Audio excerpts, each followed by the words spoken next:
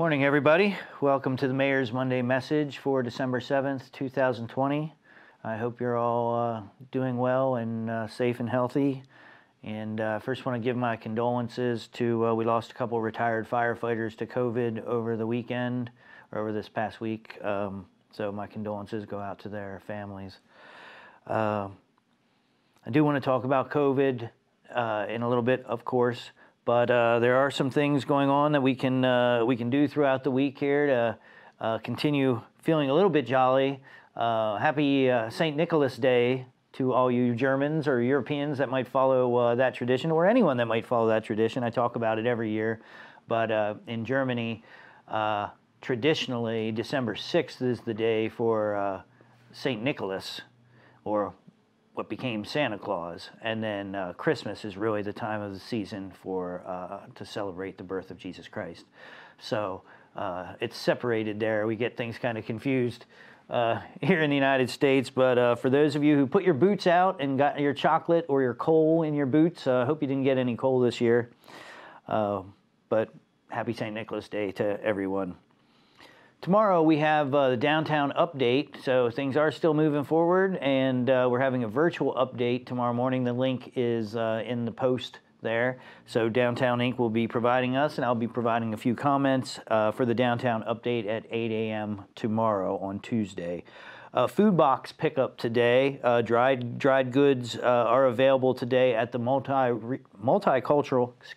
Spanish American Multicultural Resource Center today from 11 to 4 at 426 South George Street. Also tomorrow, the York County Food Bank has its drive-through distributions out at the old Kmart and the Salvation Army out on Haynes Road, 1094 Haynes Road. That occurs from 4:30 to 6:30 if you have a vehicle and you can do the drive-through distribution. If not, if you're here in the city, hopefully you can make it down to 254 West Princess Street, the food bank here in the city, and that is available from 4 to 5. Later this week, my friends at Ironic, both locations near the square and out on West Philadelphia Street, are doing a benefit for Resource York. This group works with Habitat for Humanity, and collects people's resources that they don't need, you know, old furniture, whatever it might be, construction equipment to work, or construction supplies for your house, paint, that kind of stuff.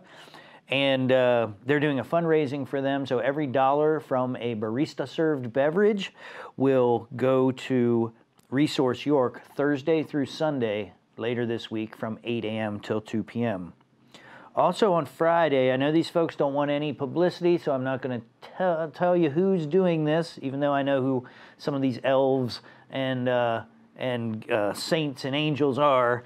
But the Scarf Blitz is this Friday, so you will see Friday scarves and hats and blankets all around the downtown area, or all around the square.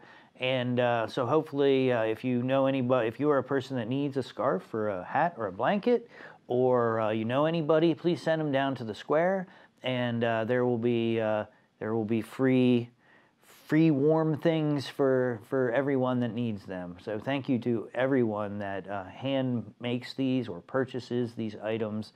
You are truly a blessing on our community. So thanks again.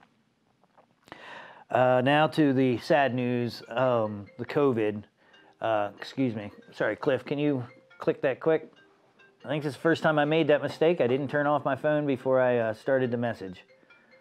So the COVID numbers are really getting pretty startling, and I know they're unfortunately probably not going to get better real soon here as we go into this season, where more and more people are continuing to gather. We know now that it's small groups of people gathering that's really spreading this, because the numbers are so high. Just in the city of York, remember we went by these 14-day averages, where back in the spring you had to get below 50 cases over a 14-day period per 100,000 people, and then you could reopen some of your businesses. Well, unfortunately, not only are we not at 50, but in the city we're at 688 14 times higher than that level that we needed to reopen our businesses. So that's 300 new cases for the city of York just in the last 2 weeks, and one more death here in the city. The good news for the city of York, if there is any good news, you never want to feel bad about others, but you have to compare yourselves to others. The county had its first 14-day period of over 1,000 cases just in a 2-week period. And we had 22 deaths in the county just this last week. So that was as of the 6th. Our one firefighter was not reported, I don't believe, in those numbers for the city. So the city had one more death. The county had 22 deaths. And the only reason I say it's anything positive for the city is when we're at 688 and the county is at 1,000 new cases. And that's an average. That's not a total. It's actually 4,000 new cases in the city or in the county over a 2-week period, 300 in the city. So that shows us that in the city, we are having fewer and fewer cases than in the rest of the county. So that is a great thing to say. We're 10% of the population, but only 7.5% of the cases. So good job, folks in New York City. We got to keep it up. I know we're all miserable about having to cancel events and miss events. I also wanted to thank everyone for again, for their participation in Light Up Night. It was definitely one of the blessings of my time as mayor to see all those different faiths represented and cultures represented. But the sad part is we just can't get together right now. And so keep utilizing Facebook and utilizing Zoom and all these communications tools that we have been blessed with. If you can imagine 100 years ago, during the epidemic of 1918, they didn't have all of these tools that we have today. They didn't have all these ways to communicate. So they did not know what was happening with their loved ones. There was no way to be in touch with them. They had to stay separated from them.